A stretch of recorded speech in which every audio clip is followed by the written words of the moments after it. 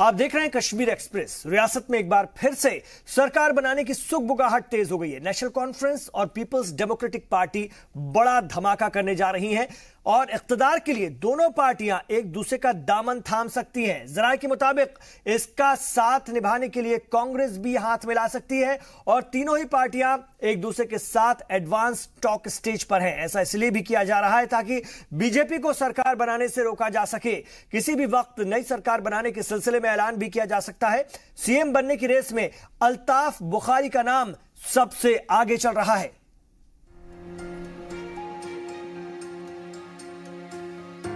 रियासत को जल्दी ही नई सरकार मिलने की उम्मीद जग गई है। कांग्रेस ने महबूबा मुफ्ती और उमर अब्दुल्ला के साथ हाथ मिलाने के लिए हामी भर दी है। जम्मू कश्मीर में 6 महीने से जारी गवर्नर रूल अगले महीने खत्म होने जा रहा है। ऐसे में या तो इंतखाबात करवाना जरूरी है या फिर सरकार बनाना। अगर तीनों पार्टियां मिल जाती है तो जम्मू कश्मीर में सरकार बनाने के लिए ये अजीम इत्तिहाद होगा। नेशनल कॉन्फ्रेंस और पीडीपी ने सीएम ओहदे के लिए अल्ताफ बुखारी का नाम चुना है। हालांकि खुद अल्ताफ बुखारी ने जी सलाम से बात करते हुए इस बात से फिलहाल इनकार किया है। हमारी लीडरशिप ने हमें कंफर्म किया है कि it has been agreed between the 3 parties to make an alliance. What are the details? 1-2 दिनों में जब हमें पता लगेगी हम आपके साथ शेयर करेंगे। इससे पहले नेशनल कॉन्फ्रेंस और पीडीपी साल 2002 और 2007 में भी मिलकर सरकार बना चुकी है। इस वक्त असेंबली में पीडीपी के पास 28, नेशनल कॉन्फ्रेंस के पास 15 और कांग्रेस के पास 11 एमएलए हैं। ये तीनों अगर मिल जाए तो मेजोरिटी के लिए जरूरी तादाद यानी 44 का जादुई नंबर आसानी से हासिल हो जाएगा, जबकि बीजेपी के पास 25 एमएलए हैं। हालांकि नेशनल कॉन्फ्रेंस के जराये ने जानकारी दी कि पार्टी इत्तेहाद में तो शामिल होने के लिए राजी नहीं है, लेकिन पीडीपी कांग्रेस को बाहर से हिमायत देने से भी परहेज नहीं। इस बीच पीडीपी एमपी मुजफ्फर बेग ने एनसी पीडीपी के बीच होने वाले इस इत्तेहाद पर अपनी नाराजगी जताई। उन्होंने बगावती तेवर दिखाते हुए पीडीपी के बल्दिया और पंचायत इंतखाबात से दूर रहने के फैसले पर भी सवाल उठाए। उन्होंने कहा कि इस इत्तेहाद पर जम्मू और लद्दाख कैसा रिएक्शन देगा, ये पूरी तरह मुस्लिम इत्तेहाद होगा।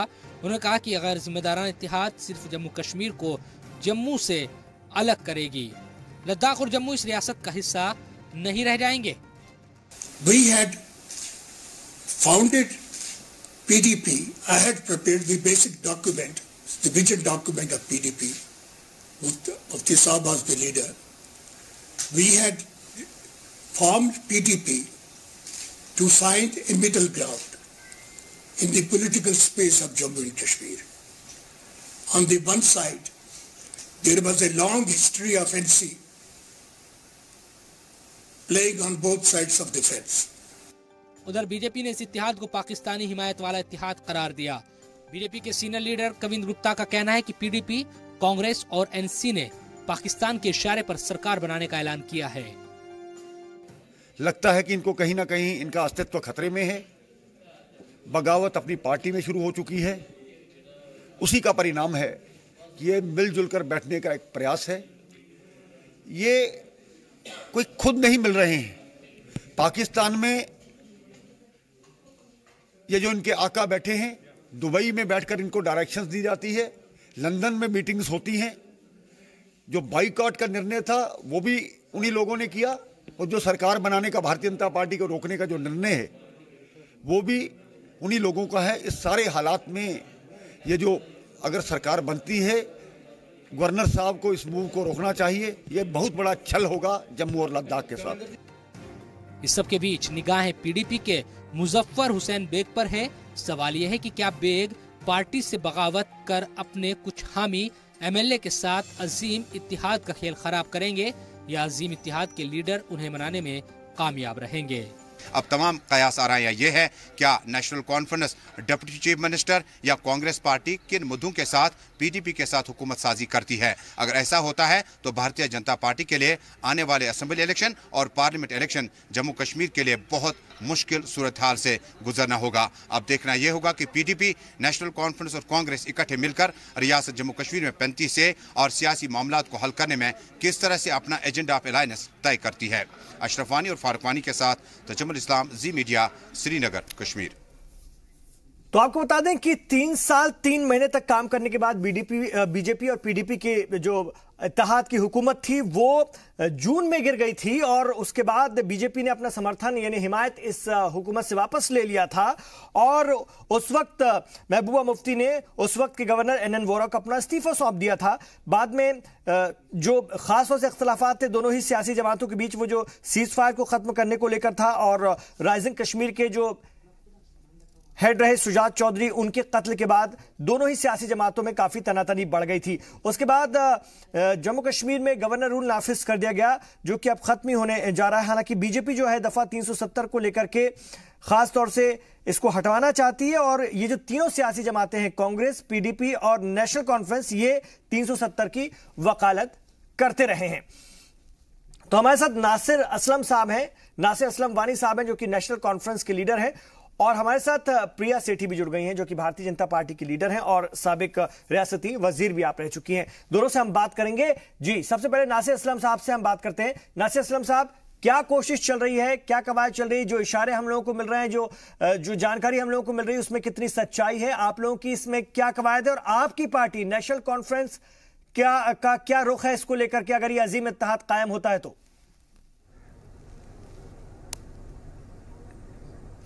देखिए, महबूबा मुफ्ती साहबा की हुकूमत गिरने के बाद जब बीजेपी ने उनसे अपना सपोर्ट विड्रॉ किया, उसके बाद यहाँ काफ़ी देर से अटकलें चल रही थी कि बीजेपी कुछ पीडीपी के जो ब्रेकअवे ग्रुप के साथ और कुछ जो इनके एलाइज हैं पीपल्स कॉन्फ्रेंस, उनके साथ मिलकर सरकार बनाना चाहती है और बनाएगी।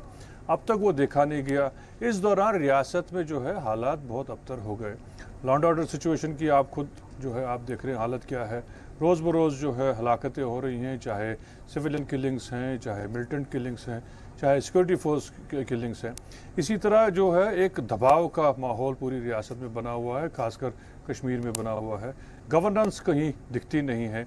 गवर्नेंस का ऐसा टोटल फुकदान सा दिख रहा है पूरे ज़मीनी जो है सतह पे। इस सब के मद्देनज़र रखते हुए एक थॉट प्रोसेस चला कि जो सेकुलर माइंडेड जमातें हैं रियासत में, उनको बैठ के कोई इसका एक हल ढूंढना चाहिए। तो क्या तीनों सियासी जमातों के बीच में समझौता हो चुका है? सब मिलके सोच रहे हैं कोई ऐसा हल बने। जी, तीनों सियासी जमातों के बीच समझौता हो चुका है? नहीं, अभी उस सतह की कोई बात नहीं हुई। मैंने कहा मोटा मोटा अभी तक इस बात पे एक हम आहंगी है, एक कंसेंसस है कि कुछ ऐसा आउट ऑफ द बॉक्स किया जाए। उसमें एक जो है सलाह ये भी है, एक मशवरा इस पे भी है कि मिलजुल के एक सरकार बनाई जाए। लेकिन उस सरकार का क्या खदोखाल होगा, उसमें मिलके बनाएंगे, आउटसाइड सपोर्ट होगा, कौन लीड करेगा, ये सब निटिग्रिटीज़ अभी हुई नहीं है, न किसी उस लेवल तक आए हैं। क्योंकि हमारे सदर डॉक्टर फारूक साहब भी अभी रियासत से बाहर हैं। हमारी जो मजलिस शोरा है, वर्किंग कमेटी है, या हमारा जो कोर ग्रुप है, वो अभी बैठ के इस पे कोई तफसीलन बातचीत हुई नहीं है। पीडीपी लीडर हैं, पीडीपी लीडर अल्ताफ बुखारी साहब, उनको सीएम के रूप में प्रोजेक्ट करने की बात चल रही है इस इत्तेहाद के जरिए। इसके बारे में क्या बता पाएंगे आप लोगों को? उनके नाम को लेकर के कोई एतराज नहीं है? उनके नाम पर कम से कम सब लोग एक हैं? कुछ तो इशारा दीजिए। ये तो कहीं अभी हमारे से कोई जिक्र हुआ नहीं। मैंने भी अभी सुना, आपके कोई साथी मुझे यहाँ सुना रहे थे कि उन्होंने ये कहा है। तो ये आप उनसे पूछें और उनकी जमात से पूछें, क्या उनकी जमात ने ये तय किया है। और हमसे तो अभी इस सतह पे तो कोई बात हुई नहीं। ठीक है, प्रिया सेठी जी, मैं आपके पास आना चाहूंगा। प्रिया जी, बीजेपी ने सारी कोशिश करके देख ली, ऐसा लगता है आप लोगों की सारी कवायद फेल रही वहां पर हुकूमत दोबारा से कायम करने की। ऐसे में अब ये लोग मिलकर के एक हुकूमत कायम करना चाहते हैं। आप लोगों का रद्द-ए-अमल ये आया कविंद्र गुप्ता साहब का कि पाकिस्तान के इशारे पर हो रहा है। जब आप लोगों का मामला जमा नहीं तो अब अंगूर खट्टे? जी बिल्कुल नहीं, अंगूर खट्टे क्यों हैं? आपने जब कांग्रेस की भी अगर लीडर्स, जो सीनियर लीडरशिप है, उनका अगर आपने संज्ञान सुना होगा, चाहे वो गुलाम नबी आजाद साहब है, चाहे इनके सिद्धू जी हैं जो जाकर वहां के जर्नल को जाके एक हक देते हैं, या फिर आपके मनीशंकर अय्यर है जो वहां के पाकिस्तान के प्लेटफॉर्म पे जाकर हिंदुस्तान को गाली निकालते हैं। ऐसे जब लीडरशिप आपकी कांग्रेस के अंदर है तो मुझे लगता है ये सब मिलकर कहीं ना कहीं कोशिश करते हैं कि हम जो पाकिस्तान की सिंपथाइजर्स हैं वो आज सारे इकट्ठे होकर एक जगह बैठना चाहते हैं और बैठकर जो है फ्रस्ट्रेशन है इन सब के अंदर, क्योंकि भारतीय जनता पार्टी ने जिस तरह से अर्बन लोकल बॉडीज के इलेक्शंस को एक बहुत ही संपूर्ण तरीके से कायम करवाया और खासकर जो ग्रोथ के ऊपर, जो मुझे लगता है जो ग्रास रूट लेवल के ऊपर डेमोक्रेसी को कहीं ना कहीं लाने की कोशिश की गई, तो वो पहल से जम्मू कश्मीर की आवाम ने उसको बहुत वेलकम किया है। जिस तरह से उन्होंने बढ़ चढ़कर हिस्सा लिया है, वोटिंग को सपोर्ट किया है, मुझे लगता है कि ये एक फ्रस्ट्रेशन है एनसी, कांग्रेस और पीडीपी में कि किस तरह से जो भारतीय जनता पार्टी का कमल है, चाहे वो जम्मू में है, कश्मीर में है, वो खिलने लगा है। और कहीं ना कहीं लेकिन प्रिया जी, अल्ताफ बुखारी ने तो मीडिया को ये भी बताया है कि जो तीनों सियासी जमातें हैं, जो तीनों सियासी जमातें हैं, वो स्पेशल स्टेटस का जो रियासत को जो स्पेशल स्टेटस है उसको लेकर के 370 जो मसला है उसको लेकर के एक हो रही हैं, एक होने जा रही हैं, और वो उसमें जो है तीनों का एक ही मौकिफ है। इसको कैसे देखते हैं? ये सब बहाने हैं, ये सब इन लोगों के बहाने हैं। 35A सब ड्यूडियस है कोर्ट के अंदर, उसके ऊपर संज्ञान 5 साल में लिया जाएगा, 6 में लिया जाएगा, 10 साल लेंगे। अभी आपने देखा अयोध्या का जो है सुप्रीम कोर्ट ने कितने साल लगा दिए उसके ऊपर। तो ये सब बहाने हैं कि भैया 35A को प्रोटेक्ट करना है या 370 को प्रोटेक्ट करना है। और मुझे लगता है कि फ्रस्ट्रेशन है, क्योंकि इनके लीडरशिप को, चाहे वो पीडीपी है, चाहे वो एनसी है, चाहे वो कांग्रेस है, इनकी लीडरशिप को निगेट किया गया है। नीचे जमीनी स्तर के ऊपर लोगों ने एक मुंह तोड़ जवाब दिया है। लेकिन वो तो कह रहे हैं कि आवाम चाहती है कि बीजेपी को रोको, तो बीजेपी को रोकने के लिए हम लोग एक हो रहे हैं। अगर बीजेपी को रोकने की बात होती तो इतने अनअपोज्ड आपके सरपंच पंच जीत के नहीं आते वहां से कश्मीर के अंदर। आपके जो जितने सेकंड पोल के इलेक्शंस के अंदर 71% वोटिंग हुई है टोटल जम्मू और कश्मीर के अंदर। आपके 80% से आपके उरी जैसे सेक्टर है, नौगाम जैसे सेक्टर्स है, जो कश्मीर के अपने डिस्ट्रिक्ट्स हैं, वहां पर इतनी जबरदस्त वोटिंग हुई है। तो मुझे लगता है आवाम ने खुले मन से जो है लेकिन प्रिया जी, बड़ा सवाल वही है कि आप लोग जब तनकीद करते हैं या आप लोग जब रद्द-ए-अमल देते हैं, तो ये बीच में पाकिस्तान कहां से आ जाता है? आप लोगों ने भी तो सरकार बनाने की कोशिश की थी, और अगर कोई सामने से सरकार बनाने की कोशिश कर रहा है तो फिर आप लोगों का ये रद्द-ए-अमल अजीब लगता है। पाकिस्तान के साथ नहीं, पाकिस्तान कभी भी हमारे किसी भी सीनियर लीडर ने कभी भी पाकिस्तान के बारे में बात नहीं की। कविंद गुप्ता जी अभी कह रहे थे कि पाकिस्तान के इशारे पर ये तीनों हो रहे हैं। आप कोशिश करें तो वो राष्ट्रवादिता, वो कोशिश करें तो पाकिस्तान का इशारा, कैसे चलेगा ना? वो एंटी नेशनल, वो बिल्कुल इशारा है जी, बिल्कुल इशारा है। क्यों नहीं इशारा है? पाकिस्तान के सिंपैथाइजर्स हैं, चाहे आप एनसी की आप लीडरशिप देखिए, चाहे आप पीडीपी की लीडरशिप देखिए, चाहे आप कांग्रेस की लीडरशिप देखिए, वो हमेशा से खड़ी रहती है पाकिस्तान की लोगों को तारीफ प्रिया जी, हम आपको कविंद गुप्ता साहब की वो बात भी सुना देते हैं जो उन्होंने कहा था अभी, उसको पहले सुन लीजिए, फिर जरूर आपका रद्द-ए-अमल लेंगे। जी, लगता है कि इनको कहीं ना कहीं इनका अस्तित्व खतरे में है। बगावत अपनी पार्टी में शुरू हो चुकी है। उसी का परिणाम है कि ये मिलजुल कर बैठने का एक प्रयास है। ये कोई खुद नहीं मिल रहे हैं। पाकिस्तान में ये जो इनके आका बैठे हैं, दुबई में बैठकर इनको डायरेक्शंस दी जाती है, लंदन में मीटिंग्स होती हैं। जो बाइकआउट का निर्णय था वो भी उन्हीं लोगों ने किया, और जो सरकार बनाने का, भारतीय जनता पार्टी को रोकने का जो निर्णय है वो भी उन्हीं लोगों का है। इस सारे हालात में ये जो अगर सरकार बनती है, गवर्नर साहब को इस मूव को रोकना चाहिए। ये बहुत बड़ा छल होगा जम्मू और लद्दाख के साथ। मैं इस पर पहले प्रिया जी से पहले नासिर साहब का रद्द-ए-अमल लेना चाहूंगा। नासिर साहब, सीधा इल्जाम है कि एक छल है, ये कपट है जो आप लोग करने जा रहे हैं, और पाकिस्तान के इशारे पर बाहर बैठकें होती हैं और आप लोग जो है किसी मतलब के लिए एक हो रहे हैं। और मेरा सवाल यहां और भी जुड़ता है कि जब आप लोगों ने, खासतौर से नेशनल कॉन्फ्रेंस और पीडीपी ने हिस्सा नहीं लिया बल्दियाती इंतखाबात में, पंचायत इंतखाबात का बायकॉट किया, आज आप लोग सरकार बनाने के लिए कवायद कर रहे हैं।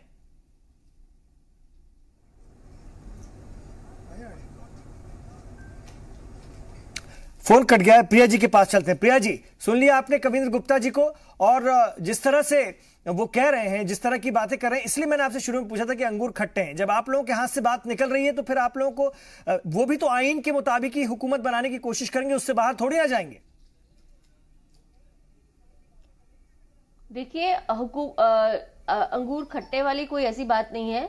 ये भारतीय जनता पार्टी थी जिसने 3 साल अगर गठबंधन की सरकार के साथ अगर बैकफुट पे गई और गठबंधन तोड़ा, तो ये भारतीय जनता पार्टी का जिगर था और दम था जिसके ऊपर उन्होंने अपने आप को अलायंस को निगेट किया, क्योंकि अलायंस से आम जनता का फायदा नहीं हो रहा था। जो नीचे लोग हैं, जो एंटी नेशनल एलिमेंट्स है, उनका बढ़ावा हो रहा था और जो नेशनलिस्ट फोर्सेस है उनको कहीं ना कहीं करप्ट करने की कोशिश हो रही थी। सुजात बुखारी जैसे एक इतना महान जर्नलिस्ट आपके बीच चौराहे पे श्रीनगर पे मारा जाता है और AK-47 राइफल के साथ मारा जाता है। ये कहाँ की इंसानियत थी? मुझे बताएं आप। टेररिज्म, ये कहते हैं कि हम टेररिज्म खत्म करेंगे, ये तो खुद जमाते हैं टेररिज्म को क्रिएट करने की। तभी तो आप लोगों ने उनके साथ 3 साल 3 महीने का वक्त गुजार भी लिया। तभी तो आप उनके साथ 3 साल 3 महीने का वक्त गुजार भी लिया प्रिया जी। उसके बाद आप लोगों को ये ख्याल आया कि ये किस तरह की जमाते हैं। मैं आपके पास लौट रहा हूं। नासिर साहब, हमारे पास 2 साल 6 महीने भी थे, हमारे पास 2 साल 6 महीने भी थे कंटिन्यू करने के लिए, लेकिन हमने कंटिन्यू नहीं किया। ठीक है, पर बड़ी लेट आपको ये तमाम बातें याद आई। नासिर साहब, मेरा अहम सवाल है, कविंद गुप्ता कह रहे हैं कि आप लोग पाकिस्तान के इशारे पर कर रहे हैं, बाहर बैठकें होती हैं और आप लोग मिलकर जो है अपने मतलब के लिए सरकार बना रहे हैं। और मेरा यहाँ फिर इसमें सवाल ये भी जुड़ता है कि आप लोगों ने बल्दियाती इंतखाबात का बायकॉट किया, पंचायती इंतखाबात का बायकॉट किया। क्या हक है आपको जो है इस वक्त जो है सरकार कायम करने का? जब आप लोग सीधे तौर पर जमहूरी प्रोसेस में हिस्सा लेने से बचते हैं, तो अब हुकूमत बनाने के लिए आप पूरी कोशिश कर रहे हैं। कोई हक नहीं है इनको। हैरत है मुझे इस सोच पे। प्रिया जी भी मिनिस्टर रह चुकी हैं, कविंदर गुप्ता साहब भी मिनिस्टर रह चुके हैं हमारी रियासत में, हमारी असेंबली के स्पीकर भी रह चुके हैं। ये मुझे अफसोस से कहना पड़ता है, ऐसी सोच और ऐसे ख्यालात का इजहार करना ये तो बचपना है। आपने खुद ही ये देखा जो अभी प्रिया जी भी कह रही थी, एनसी ने आज तक 70 सालों में किया क्या है? इतनी अबतर हो 1987 के बाद मिलिटेंसी बढ़ी है। आपने जब अपना अनहोली अलायंस कांग्रेस के साथ किया, मैंने आपको टोका नहीं प्रिया जी, और मैं मुझे वो आदत है कि उन्होंने मुझे सवाल किया, आप जवाब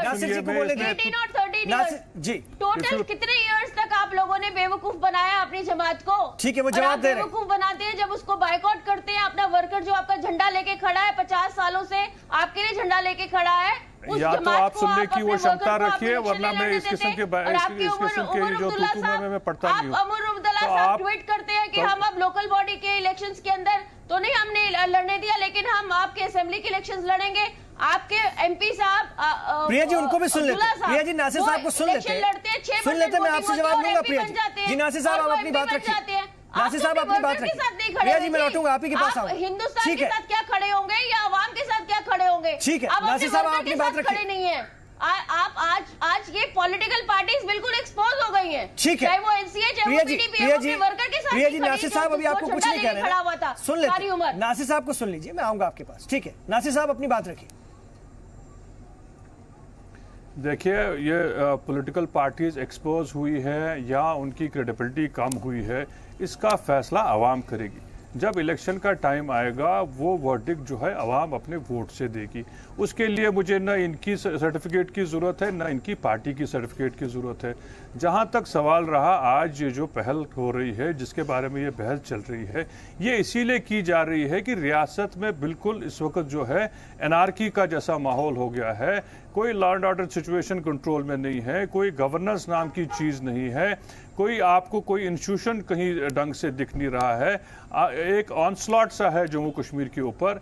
इस सारे जो है बंवर से निकलने के लिए एक थॉट प्रोसेस चल रहा है कि सब सेकुलर जो जमातें हैं वो मिलके कोई out of the box solution जो है निकाल के करें। जैसे मैंने पहले भी कहा, उसमें एक बात ये चली है कि हम मिलके भी सरकार बनाएं। इनका ये फलसफा है कि ये करें तो बहुत ठीक, हम करें तो वो बिल्कुल एंटी नेशनल। लेकिन यहाँ आप लोगों ने मेरा उस सवाल का भी जवाब दिया। आपने बल्दियाती इंतखाबात का बायकॉट किया, अगर आपने पंचायत इंतखाबात पर तवज्जो नहीं दी। जब लोगों को इख्तियार देने की बात होती है, पाकिस्तान के कहने पे सरकारें बनने लगी। नासिर साहब, जब लोगों को इख्तियार देने की बात होती है, छोटे कारकुन को इख्तियार देने की बात होती है, तो आप लोग पीछे हट गए। आज आप लोगों को इख्तियार में आना है, हुकूमत कायम करना है, तो सब एक हो जाएंगे। तो भाई जब आपको डेमोक्रेसी सुन नहीं पा रहा हूं जी, मेरी आवाज आ रही है आपको नासिर साहब? यहाँ जब सरकारें पाकिस्तान से मशवरा आने के बाद बनने लगी और अगर इस किस्म के हालात बने तो मुझे बड़े अफसोस के साथ कहना पड़ेगा कि ये बीजेपी की बड़ी अजीब सी जहनियत है। और अगर इस दहाने पे हमको बीजेपी और उनकी जो है सरकार ने यहाँ पहुँचाया है तो फिर तो हमको वाकई सोचना पड़ेगा कि अगले 5 साल ये कैसे दोबारा मैंडेट चाहते हैं। यहाँ बिल्कुल एक जो है माहौल ही अजीब सा हो गया है। कोई भी जो है इंस्टीट्यूशन अपनी जगह पे नहीं है, जैसे मैंने पहले भी कहा, मैं दोबारा ही कहूँगा। अब रही बात इनका गिला है कि हमने जी लोकल बॉडी इलेक्शन नहीं लड़ा और उसकी वजह से जो है पीडीपी ने यहाँ पे काफ़ी कामयाबी हासिल की। 8 वोट से यहाँ श्रीनगर में एक जगह जीते हैं, 7 वोट से एक जगह जीते हैं, मुश्किल से 4 वार्ड ये श्रीनगर म्यूनसिपल कॉरपोरेशन में जीत पाए हैं और उसकी वजह से ये अपनी पीठ थपथपा रहे हैं। आप इनसे ये पूछिए कि टोटल मिल मिला के जो ये कहते हैं कि कोई इनके खिलाफ उठा नहीं, इसका ये देख लीजिए कि इनके इस इलेक्शन को कंडक्ट करने के से कितनी हद तक पार्टिसिपेशन हुई। यही इलेक्शन 2014 तक जब यहाँ हो रहे थे तो पार्टिसिपेशन कैसे होती थी। आप चाहे पंचायत इलेक्शन की बात करें, चाहे आप अर्बन लोकल बॉडीज की बात करें, चाहे आप असेंबली की बात करें, चाहे आप पार्लियामेंट की बात करें, हर इलेक्शन में किस लेवल की पार्टिसिपेशन होती थी और लोग कितना जोश खरोश से आते थे। आज आप देखिए इतना डर का माहौल था कि कैंडिडेट्स ने फॉर्म भी जुम्मों से भरा, उन्होंने इलेक्शन भी जुम्मों से लड़ा, इस दौर में आपके मुकाबले कोई था ही नहीं, इसलिए आप लोग अपनी पीठ थपथपा रहे हैं। प्रिया जी, खुशी भी जम्मू में बनाई और इनको याद करना चाहिए 1987 के जो इलेक्शंस हुए, जो रिग्ड हुए, जो लोगों को आम लोगों को फॉर्म्स नहीं भरने दिए हुए, उनके कितने फॉर्म्स को रिजेक्ट किया और पूरे के पूरे एनसी के कैंडिडेट जीत के आ गए। वो रिगिंग थी, वो लोगों के साथ, अवाम के साथ धोखा था, जो धोखा आज तक जो है कश्मीर के लोग भोग रहे हैं इस चीज के ऊपर। आज आप लोग इसी भी भोग रहे हैं कि आज 70 सालों से आप मुझे बताएं 1987 के बाद आज तक ये धोखा ही देते रहे। अगर इतना था, बुरहान वानी किसका पैदा किया हुआ था? इन लोगों का पैदा किया हुआ है। बुरहान वानी टेररिस्ट कैसे बना? कोई वो रातों रात थोड़ी बन गया, 10 सालों में बना। आपका जो छोटा बच्चा है, जो 15, 16 साल के बच्चे जो मिलिटेंसी ज्वाइन करते हैं, वो किसकी वजह से करते हैं? वो ऐसे लीडर्स की वजह से करते हैं जो सच्चाई नहीं बोलते अपने लोगों को। तो सच्चाई ये नहीं कहते कि जम्मू कश्मीर जो है भारत का अभिन्न अंग है, आप इसको तोड़ नहीं सकते, आप इसको खत्म नहीं कर सकते, आप इसको अलग नहीं कर सकते। लेकिन ये उल्टी दिशा में बात करते हैं। जो पाकिस्तान बात करता है वो बात करते हैं, जो हुर्रियत के लोग बात करते हैं वो बात करते हैं। लीडर्स का काम होता है कि लोगों को, अपनी आवाम को एक अच्छी दिशा में लेके जाना, एक पॉजिटिव मैनर में लेके जाना, अपने आवाम को, अपने स्टेट को एक डेवलपमेंट के प्रोसेस के ऊपर लेके जाना, नहीं तो इसको डिरेल करना, नहीं तो इसको डिरेल करना, ना तो इसको डिरेल करना। आप लोगों ने चाहे एनसीए चाहे पीडीपी है, क्या आप लोगों ने सिर्फ झूठ बोला अपने लोगों के साथ? आप लोगों ने नेशनल कॉन्फ्रेंस एक वाहिद जमात है जो यहाँ टिकी रही और नेशनल कॉन्फ्रेंस ने हमेशा यहाँ जो है नेशनल फ्लैग को थाम के रखा है। आप क्या कहते हैं हमें? 2600 कुछ लोग नेशनल कॉन्फ्रेंस के अब तक मरे हैं 1990 से आज तक। ठीक है प्रिया जी, नासिर साहब, मैं आप दोनों के पास आ रहा हूँ, मैं आप दोनों के पास आऊंगा, लेकिन पूरे मुल्क मैं आ रहा हूँ आप दोनों के पास, लेकिन जी सलाम से खुसूसी बातचीत के दौरान अल्ताफ बुखारी ने कहा है कि पार्टी की जानिब से जो फैसला लिया जाएगा वो उसके साथ खड़े हैं। चीफ मिनिस्टर के लिए उनका नाम सबसे आगे आ रहा है। सुनते हैं क्या कह रहे हैं वो। और फिर पॉपुलर गवर्नमेंट होगी। पीडीपी, नेशनल कॉन्फ्रेंस और कांग्रेस के जो सीनियर लीडरान हैं उनसे बातचीत चल रही है। सैयद अल्ताफ बुखारी रियासत के साबिक वजीर खजाना हमारे साथ मौजूद हैं। अल्ताफ साहब बहुत बहुत शुक्रिया। अल्ताफ साहब, पहले ये जो तीनों पार्टियां हैं, क्या अपर लेवल पे बात चल रही है, मकामी लीडरशिप को एतमाद में लिया गया है, क्या इस तरह की खबर है कि हुकूमत बन रही है?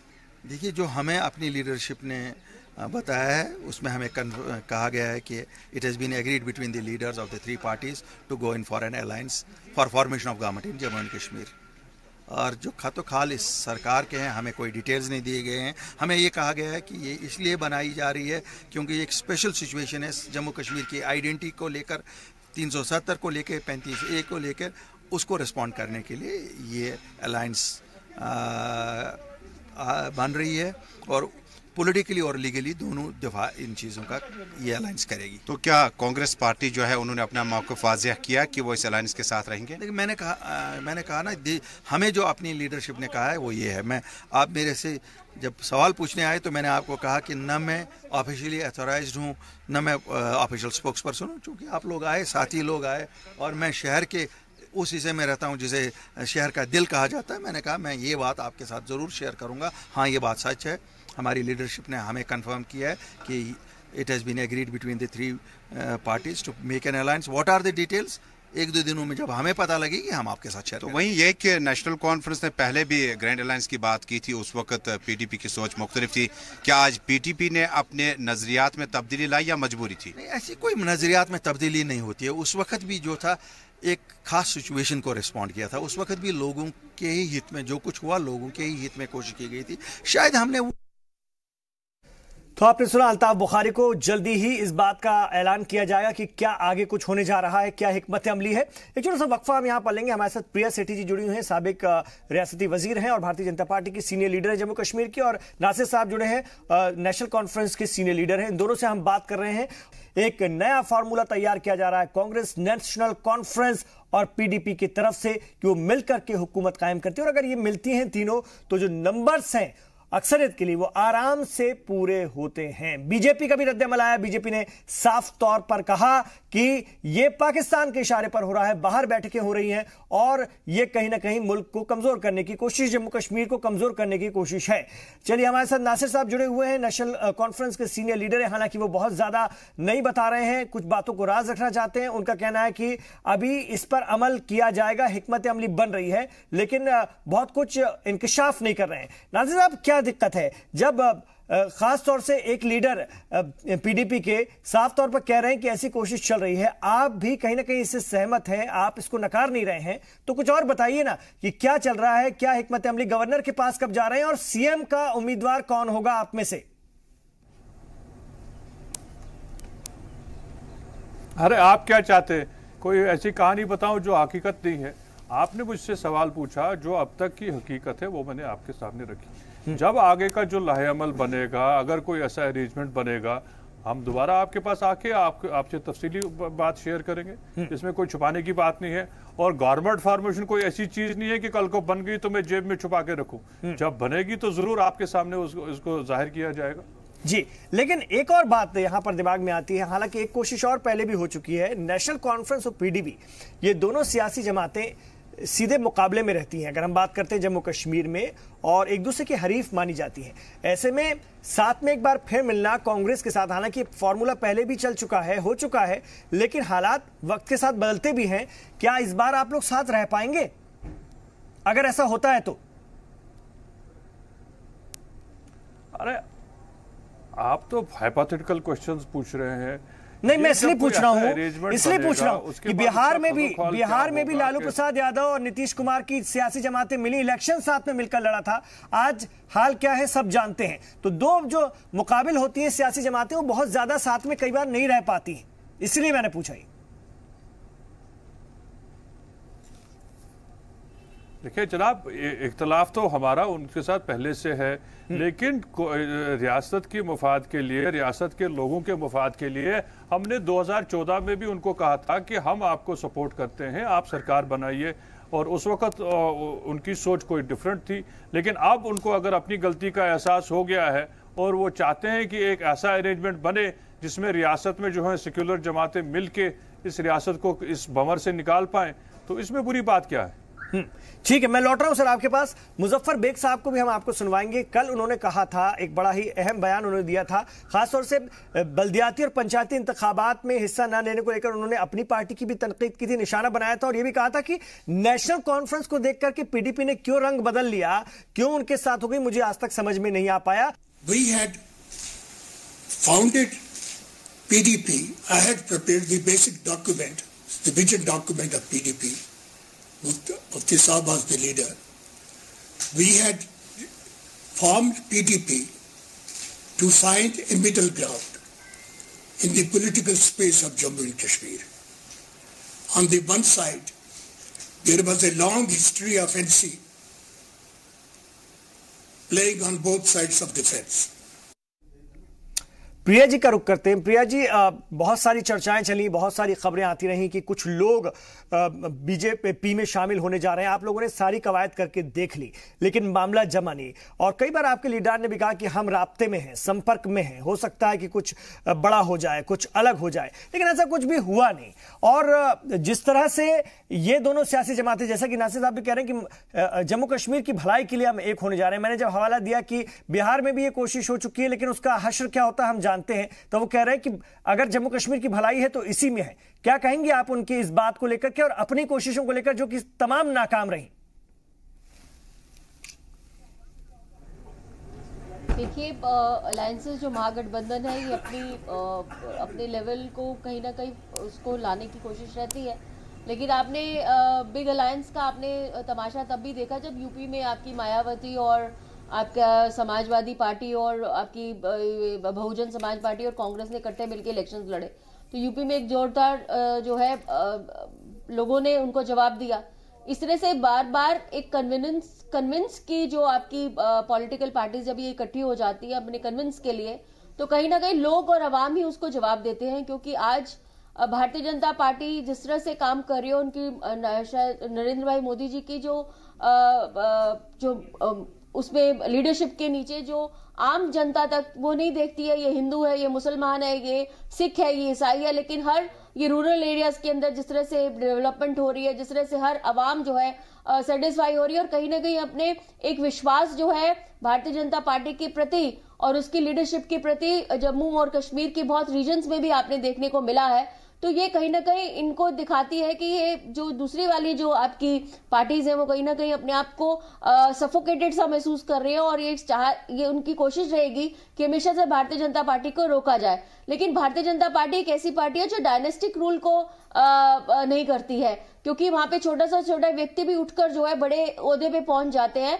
और आज जो अवाम है उसने एक जवाब दिया है, करारा जवाब दिया है, चाहे वो कांग्रेस की पार्टी हो, चाहे क्योंकि उन्होंने देखा है कि जवाहरलाल नेहरू के बाद फिर इंदिरा गांधी, फिर राजीव गांधी, फिर सोनिया गांधी, फिर उसके बाद आपके राहुल गांधी जी, और उनको कोई और लीडरशिप नहीं, सिर्फ एक ही परिवार के बहुत सारे लोग चलते आ रहे हैं। इसी तरह अगर आप एनसी की भी देखें तो आपने देखा होगा कि शेख अब्दुल्ला साहब के बाद फारूक अब्दुल्ला साहब, फिर उसके बाद उमर अब्दुल्ला साहब। तो डायनेस्टिक पॉलिटिक्स है जिसके अंदर कुछ लोगों, और पीडीपी भी उसी स्टैंड पे चलना शुरू हो गई। ये तो मुजफ्फर हुसैन बेग साहब ने भी कल अपने स्टेटमेंट में उन्होंने कहा है कि हम जो है डायनेस्टिक रूल के अगेंस्ट थे, लेकिन आज दोबारा से जो है पीडीपी भी उसी टो पे चलना शुरू हुई है। तो कहीं ना कहीं सत्ता का जो सुख है, जो लोगों को बिट्रे करने का जो सुख है, वो अपने हाथ में ही, अपने कंट्रोल में ही रखना चाहते हैं कहीं ना कहीं। और वो जो सत्ता का सुख जो है इनको यही नजर आ रहा है कि आम नीचे लोगों तक प्रिविलेज नहीं होने देना चाहते, वो चंद लोगों पे डिपेंडेंसी रखना चाहते हैं। आप देखिए आज तक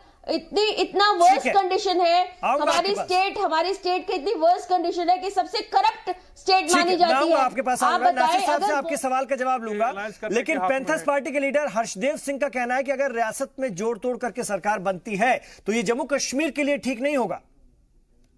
देखिए, जिस तरीके से जम्मू कश्मीर में एक जोड़ तोड़ की राजनीति चल रही है, यहाँ के हालात के लिए ये ठीक नहीं है और आने वाले वक्त में यहाँ की स्थिति और ज्यादा खराब हो सकती है। ये सिलसिला भारतीय जनता पार्टी से शुरू हुआ, जिन्होंने पीडीपी में सेंध लगाने की कोशिश करते रहे, वहां के एमएलएस को तोड़ने की कोशिश की जाती रही, और अब पीडीपी और कांग्रेस और नेशनल कॉन्फ्रेंस जो है लोगों को मैंडेट को डिफाई करते हुए जम्मू कश्मीर में सरकार बनाने की कोशिश कर रहे हैं। पैंथर्स पार्टी के लीडर को भी आपने सुना। नासिर साहब की तरफ मैं रुकूंगा। नासिर साहब, प्रिया जी जो बात कर रही हैं कि आप लोग इस मामले में भी एक हो सकते हैं, क्योंकि कांग्रेस का भी वही हाल है, एक सी लीडरशिप, आपके यहां भी वही खानदानी लीडरशिप, और नेशनल कॉन्फ्रेंस में और पीडीपी में, यानी दोनों जगह वही हाल है। तो ये आप लोगों के लिए मुफीद भी रहेगा। और एक वक्त था कि आप लोग इसके खिलाफ थे, लेकिन आज वही हालात तीनों के साथ है।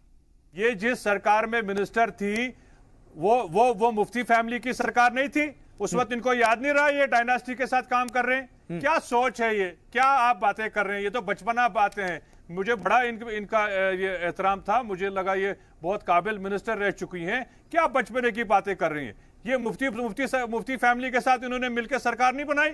उस वक्त इनको 2014 में नहीं पता था कि वो एक ही डायनास्टी है। आज ये जब कोशिश कर रहे हैं तो ये सजाद लोन के साथ बनाने की कोशिश नहीं कर रहे हैं।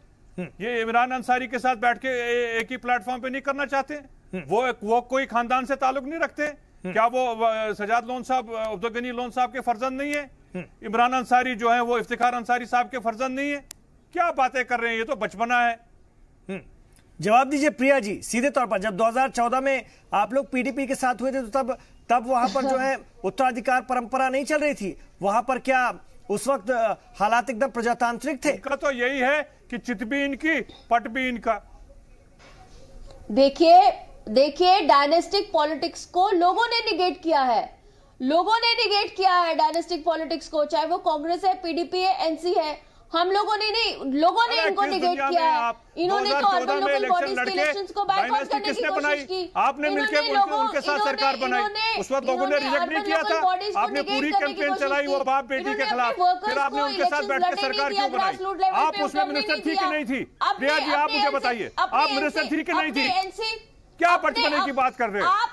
अब मुझे बहुत एहतराम था आपका, आप एक मिनिस्टर रह चुकी हैं, आप उसमें मिनिस्टर क्यों थी? आपको निकल जाना चाहिए था जब आप कह रहे थे वो एक खानदान का राज था। आज आप सजाद लोन के साथ काम करने के लिए क्यों तैयार हैं? कश्मीर के अंदर जितना आप सजाद लोन के साथ काम करने के लिए क्यों तैयार हैं? आप इफ्तिखार अंसारी साहब के फर्जंद के साथ काम करने के लिए क्यों तैयार हैं? डायनास्टी की बात कर रहे हैं। आपका फलसफा बीजेपी का ये है कि चित भी आपकी, पट भी आपकी और अंटा आपके बाप का।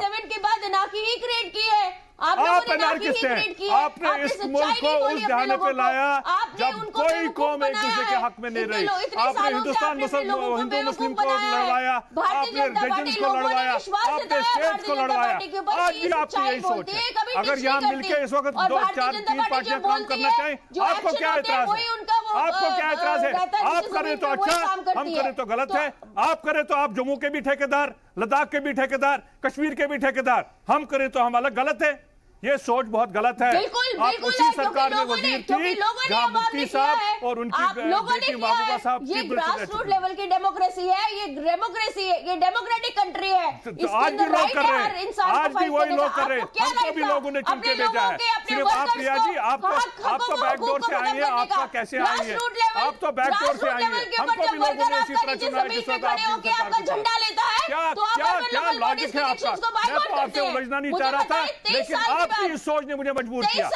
आपका मुझे एतराज था। क्या बाइकआउट करेंगे, उसका फैसला लोग करेंगे। कल को हम इलेक्शन लड़ेंगे, लोग हमको उसका जो है सजा देंगे या उसका जो है फायदा देंगे। आप कौन होने वाले हैं इसका फैसला करने वाले?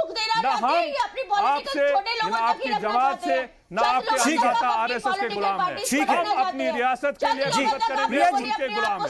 वो चाहेंगे तो हम दोबारा प्रिया जी ये बात, लेकिन ये बात बीजेपी आपका डिक्टेशन बीजेपी से इत्तेहाद की इतनी तनकीद करेगी। प्रिया जी नागपुर का डिक्टेशन यहाँ नहीं चलेगा। प्रिया जी मुझे ये भी बताइए, ये आपकी असलियत है। प्रिया जी मुझे ये भी बताइए, देखिए इस सोच को बदलिए। इंतखाबात के अगर बाद आपको जम्मू कश्मीर के लोगों को अपनाना है जी, ये सोच बदलिए आप।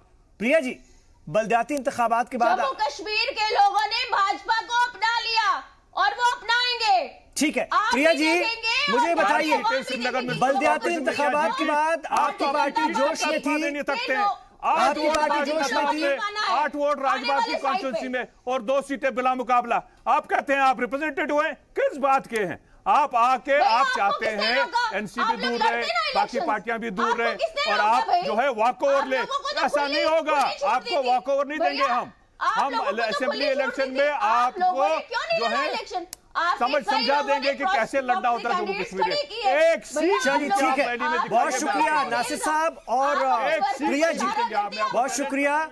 दोनों सियासी जमातें भिड़ गई हैं और जम्मू कश्मीर की सियासत ही कुछ ऐसी उलझी हुई है। खास तौर से बीजेपी भी पूरी तरह से कोशिश में है इक़्तिदार की, लेकिन मामला जमा नहीं। बलदियाती इंतखाबात के बाद बीजेपी की तरफ से ये तक इशारे मिलने लगे थे कि हम इस कोशिश में कि फिर से इलेक्शन हो जाए, लेकिन वो मामला भी ऐसा लगता है ठंडा हुआ लगता है। अब इधर अगर पीडीपी, नेशनल कॉन्फ्रेंस और कांग्रेस मिलकर एक कोशिश कर रहे हैं तो बीजेपी कुछ बौखला सी गई है और बीजेपी के सख्त रद्दअमल आना शुरू हो गए हैं। बीजेपी और खासतौर से पीडीपी, एनसी का कहना है और कांग्रेस का कहना है कि जमहूरियत को बनाए रखने के लिए, बचाए रखने के लिए, वो डेमोक्रेटिक प्रोसेस को बनाए रखने के लिए वो चाहते हैं कि अभी भी मिलकर के सरकार चलाए। अब देखना ही होगा इसको लेकर के कितनी कवायद हो पाती है, किसका नाम आता है और उस नाम पर सबका इत्तेफाक रहता है कि नहीं, ये बहुत बड़ी बात है। बहुत शुक्रिया प्रिया सेठी जी और नासिर साहब, इस चर्चा में भाग लेने के लिए। काफी गर्मा गर्म बहस हुई और जम्मू कश्मीर की जिस तरह की सियासत है उसको देखते हुए लाजमी भी है।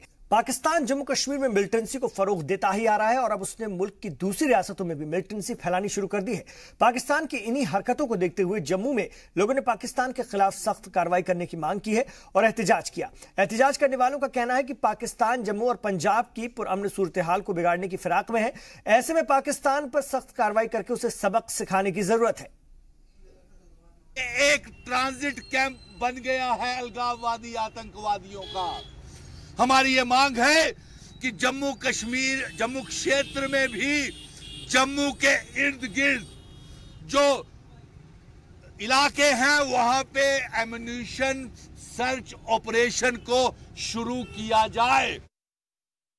इधर बारामूला ललितपुर के नोली में रहने वाले गुलाम मुस्तफा के घर में एलईडी के साथ जनरेटर से बिजली मुहैया कराई गई।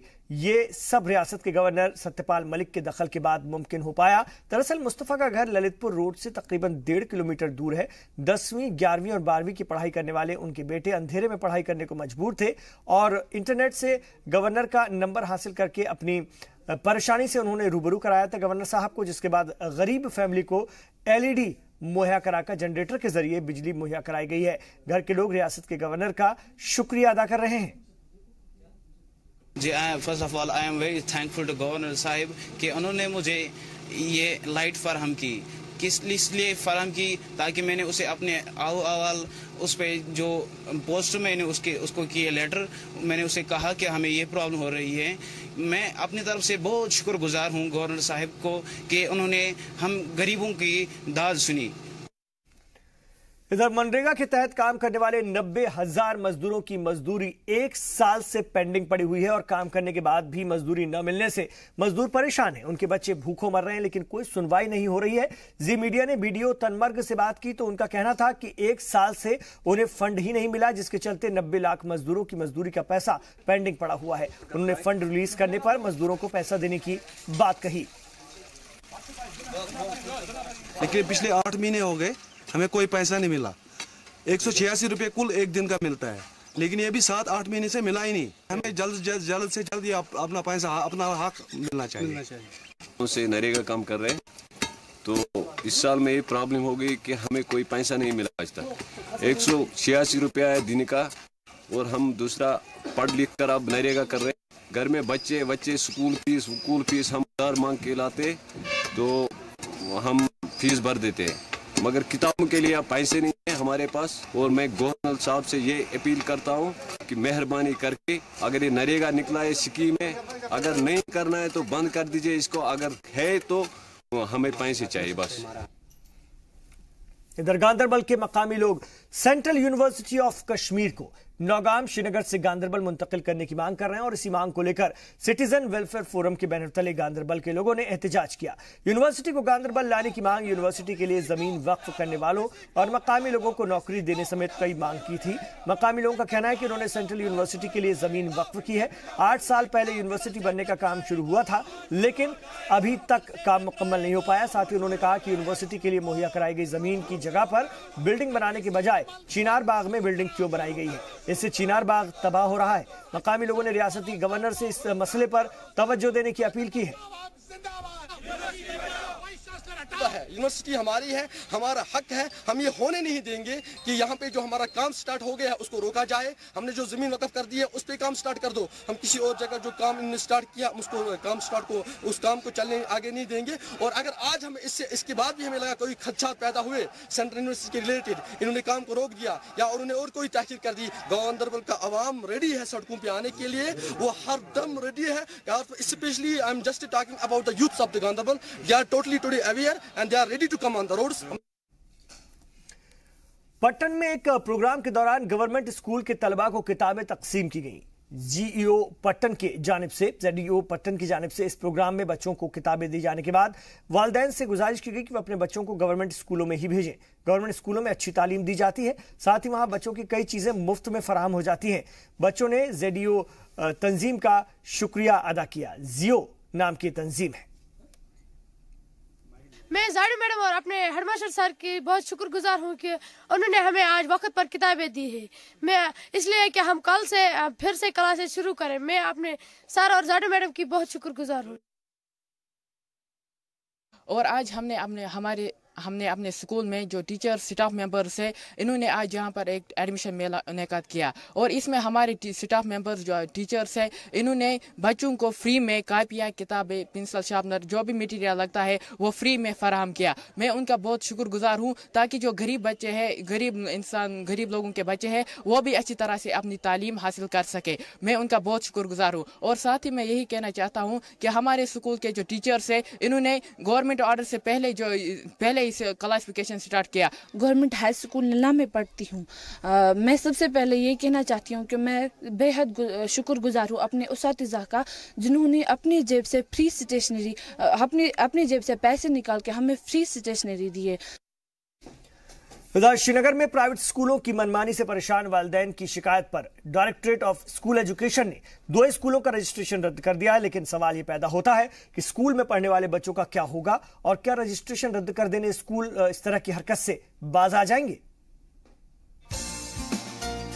इल्म हासिल करेगा जो बंदा, उसका रोशन मुकद्दर रहेगा। लेकिन महंगी तालीम बच्चों के रोशन मुकद्दर में हायल है।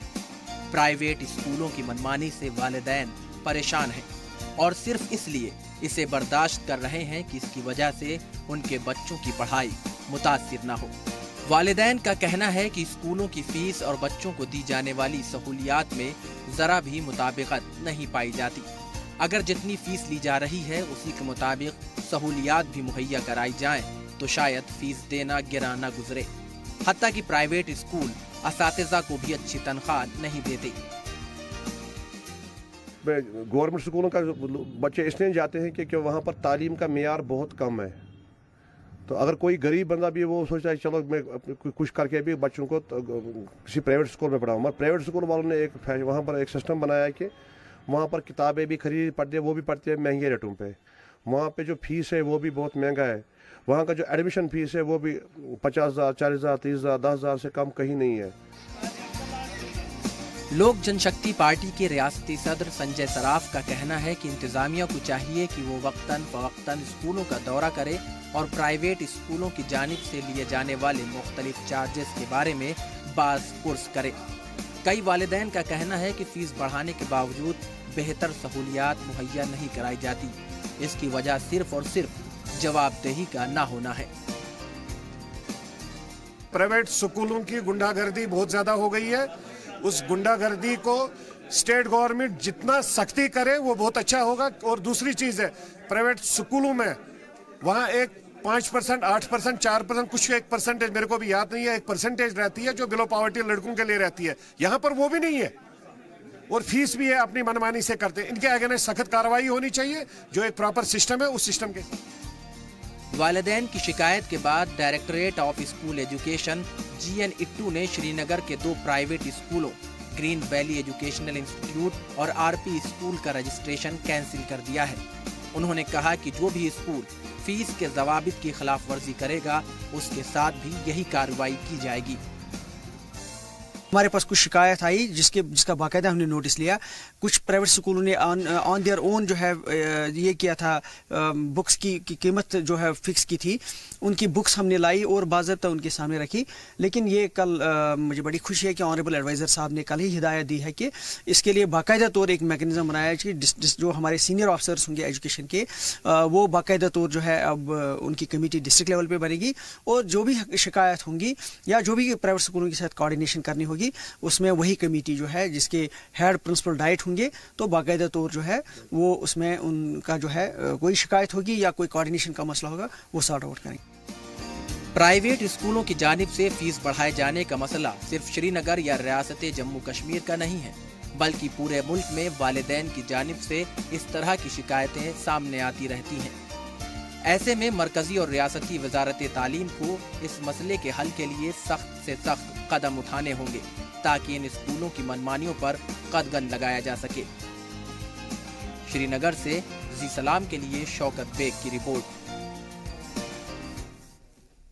आप देख रहे हैं जी सलाम और बांदीपुरा से खबर, जहां तहसीलदार एमआर रौफ इकबाल की सदारत में इंक्रोचमेंट के खिलाफ मुहिम चलाई गई है। इस दौरान तहसीलदार ने कहा कि सरकारी जमीन का एक एक इंच गैर कानूनी कब्जे से छुड़ाया जाएगा और जब तक ऐसा नहीं होता है तब तक मुहिम जारी रहेगी। और ये शदोमद से आप देखेंगे कि आगे भी ऐसी ही चालू रहेगी और किसी दबाव में, किसी प्रेशर में मैं आने वाला नहीं हूँ इंशाल्लाह। आगे भी आप देखेंगे पूरे टाउन में या जो रेवेन्यू विलेजेस में जहाँ पे भी स्टेट और काश्तराई की लैंड होगी या कहीं पे कस्टोडियन की है, इन्होंने एनक्रोच की है, या R&B रोड्स पे या म्युनिसिपल लिमिट्स में जहाँ पे भी किसी ने एनक्रोच किया होगा वो हम गिराने वाले हैं। वो लोग खुदा शाहिद किस्मत के सिकंदर हैं जो सरवर आलम का मीलाद मनाते हैं। आज ईद मिलादुन नबी का जश्न मनाया जा रहा है। आशिकान नबी सल्लल्लाहु अलैहि वसल्लम एक दूसरे को मुबारकबाद पेश कर रहे हैं। हमारी ये रिपोर्ट देखिए।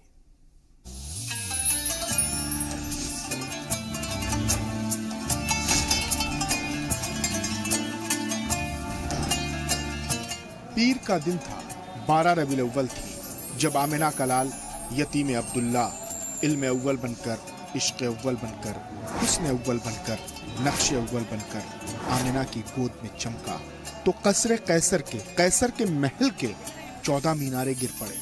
आतिश फारस, ईरान की आग जो 1000 साल से रोशन थी, वो ठंडी हो गई। काबे में रखे बुत औंधे मुंह गिर पड़े। आज उसी पैगंबर आजम की आमद का जश्न दुनिया भर में मनाया जा रहा है। मोहसिन इंसानियत हजरत मोहम्मद मुस्तफ़ा सल्लल्लाहु अलैहि वसल्लम ने अपनी आमद से लेकर ऐलान नबूवत तक यानी 40 बरस तक जो किरदार पेश किया वो मिसाली। आज के दिन मेरे नबी सल्लल्लाहु अलैहि वसल्लम दुनिया में तशरीफ लाए, अमन और शांति का पैगाम बनाए, ठीक है ना। गरीबों का हक मसीहा, अल्हम्दुलिल्लाह सरकार की आमद पे ये पैर क्या, अगर दिलो जान देना पड़े तो निजावर है। हुजूर अकरम ने 40 बरस तक ना तो कोई आयत पढ़ी, न सूरा सुनाया, ना कुरान सुनाया, न कोई मोजज़ा दिखाया, बल्कि इन तमाम बरसों के दौरान आपने अपने किरदार, अखलाक, सीरत और बसीरत का ऐसा मुजाहरा किया कि बदतरीन मुआशरे ने, झूठे तरीन मुआशरे ने भी आपको सादिक व अमीन का लक़ब दिया। जब सरकार दो आलम का मर्तबा ऐलान नबूवत से पहले ऐसा था तो ऐलान नबूवत के बाद क्या आलम रहा। हमारे ईद मिलादुन नबी के मौके पे हम खुशियाँ मनाते हैं। हमारे नबी के पैदाइश के दिन है आज के दिन। 12 रबीउल अव्वल के महीने में हमारे प्यारे मुस्तफा सल्लल्लाहु अलैहि वसल्लम नबी तशरीफ फरमा, फजर के बाद 12 रबीउल अव्वल के दिन तशरीफ फरमाते हैं। लेकिन जब आपने ऐलान नबूवत किया तो आपकी राहों में कांटे बिछाए जाने लगे, आप पर कंकरियां मारी जाने लगी, आप पर गलाजतें फेंकी जाने लगी, आपको मजनून और दीवाना कहकर पुकारा जाने लगा। फिर ये जुल्म सितम बढ़ता गया और बिल आखिर आपको जंगों का भी सामना करना पड़ा। लेकिन आपने कलमा हक की तबलीग जारी रखी और सीरतुन नबी का अजीम मुजाहरा किया। आज दौरे हाजिर में जिस तरह के माहौल पैदा हो रहे हैं, ऐसे हालात में तमाम फर्जंदान तौहीद का यह फर्ज है कि अपने बुलंद किरदार का मुजाहरा सीरत रसूलुल्लाह पर अमल पैरा होकर करें। यही हमारे आका को हमारी सच्ची खराजी अकीदत होगी। ब्यूरो रिपोर्ट, जी सलाम। सरकार मदीना हजरत मोहम्मद मुस्तफ़ा सल्लल्लाहु अलैहि वसल्लम की विलादत बासआदत के मौके पर वादी कश्मीर में भी इंतहाई तुज़्को एहतशाम के साथ जश्न ईद मिलादुन नबी मनाया गया। सर्दी की शिद्दत के बावजूद लाखों की तादाद में मर्द, ख़वातीन और बच्चे रात भर मस्जिदों, दरगाहों, खानकाहों और दीगर मजहबी मकामात पर इबादत में मसरूफ़ रहे और इस दौरान सबसे अहम और अज़ीमुश्शान जलसे का इनेकाद दरगाह हज़रत बल में किया गया। तो इन तमाम खबरों पर हमारी नजर बनी हुई है। कश्मीर एक्सप्रेस में भी इतना ही, लेकिन